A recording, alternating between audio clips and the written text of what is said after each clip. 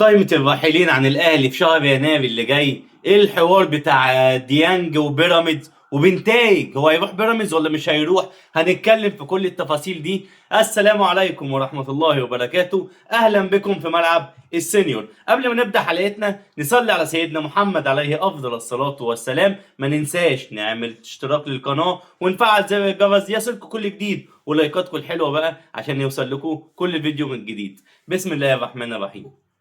دلوقتي في كذا قصة هنتكلم عن يثرب والصفقات اللي اتفق معاها مع مين؟ مع الباشا اللي جالنا كابتن سيد عبد الحفيظ.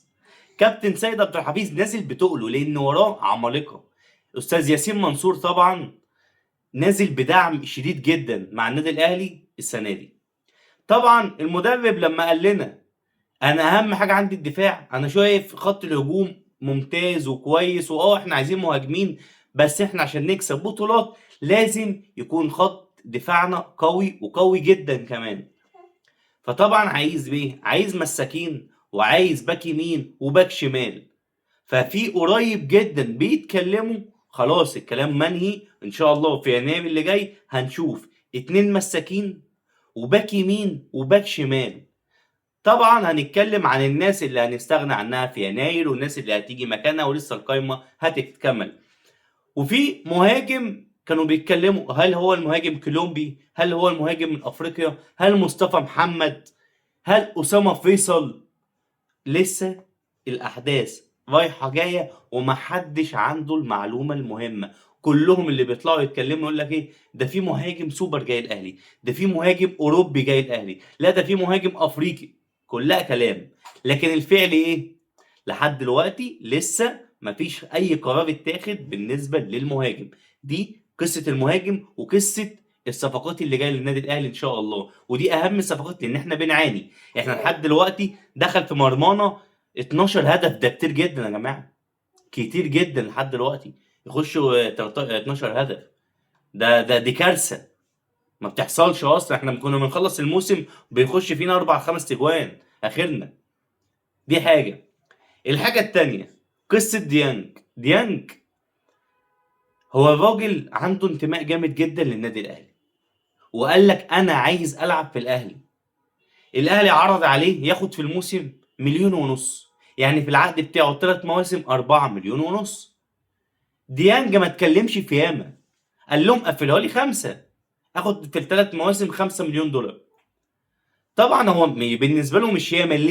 ليه مش ياما؟ نادي بيراميدز عارض عليه 9 مليون دولار في ال3 مواسم. يعني انت بتتكلم في فرق كام؟ 4 مليون دولار. ياما، ده ياما انت بتتكلم في 4 مليون، يعني ضعف الاهلي اللي هيجدد له. فطبعا الراجل لما بيقول لك انا عايز 5، طب ما تجدد له 5، ما انت شايف العرض اللي بيراميدز مديهوله كام وهو عنده انتماء ليك، ما راحش ورا الفلوس. دي حاجه. الحاجه التانيه في عرض من الخليج متقدم له ب 12 مليون دولار، يعني الموسم بتاعه بتمن العقد بتاع الاهلي ال3 مواسم، يعني الموسم اللي هيروحوا بره بتمن ال3 مواسم اللي هيقعد فيهم في النادي الاهلي. فطبعا انت مستنيين ايه يا جماعه؟ طب ما تجددوا له، انتوا مستنيين ايه؟ دي قصه ديانج. المعلم بقى مين يا معلم؟ بنتايج. ماله بنتايج؟ طبعا بنتايج طلع مع الوكيل بتاعه وقعد يقول لك العقودة والزمالك ما احترمش العقد بتاعنا وفي مشاكل، بس احنا بنحترم نادي الزمالك، والصيغة دي احنا عارفينها اللي هي ايه؟ ممكن اخلع بشياكة. دي طريقة الايه؟ الخلعان بس بالشياكة.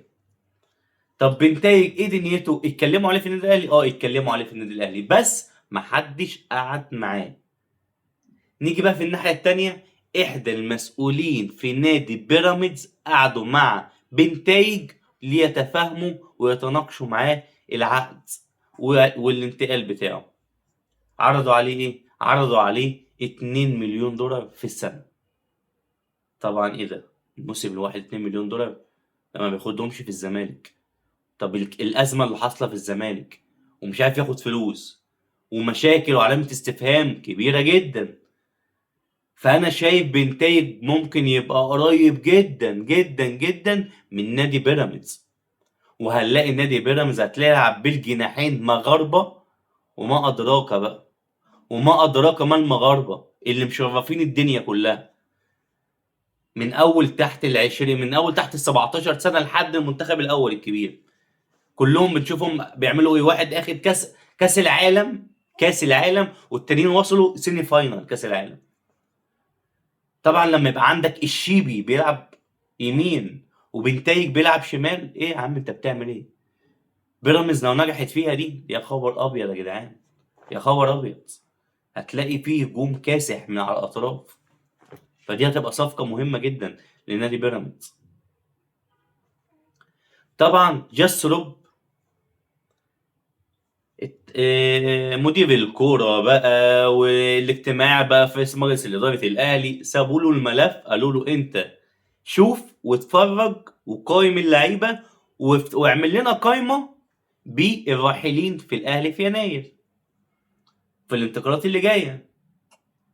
فطبعا هو شاف واتفرج، وفي 3 لعيبه خلاص يتسجلوا، اول 3 لعيبه اتكتبوا معاه في القايمه الراحلين عن الاهلي.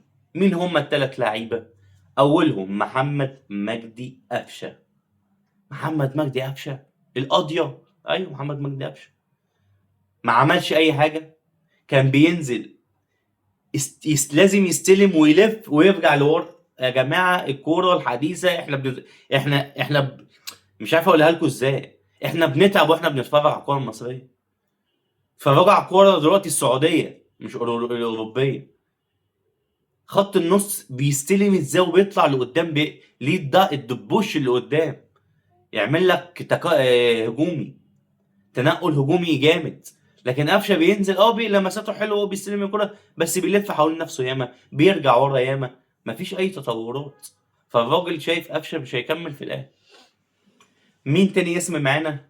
عمر كمال عبد الواحد. ايه ده عمر؟ ايه ده كان منزله لسه جاب جون. ما هو عمر كمال عبد الواحد هو اتفرج عليه كتير، لعبه باك يمين شويه، لعبه في الماتش، اثناء الماتش هو شغال نزل محمد هاني ولعبه قدام جناح. عمر كمال عنده مشكله جامده قوي، بقى بيخاف دلوقتي، الحته الهجوميه بتاعته بقت قليله جدا. لما بيبقى فيه هجمه مرتده ولا حاجه ما عنده تردد جامد قوي في الهجمه، ولازم يقف، عنده ميس باص كتير، بيرجع ورا ياما. لا، في علامه استفهام على المستوى بتاعه، وهو مش هو احنا اتكلمنا عليه كتير. فهو عمر كمال عبد الواحد خلاص كده الراجل برضه حاطه من ضمن الناس اللي ماشيه في يناير. مين تالت واحد معانا؟ وهو المغربي، مين؟ اشرف داري، ملك الاصابات.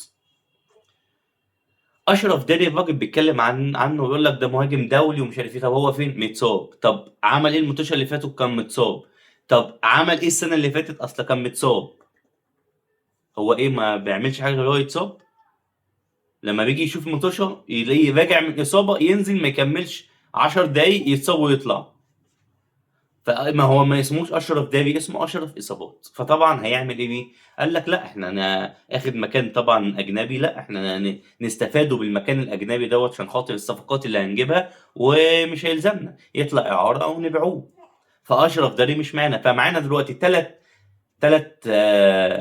تلات لعيبة مش موجودين معانا في القايمة.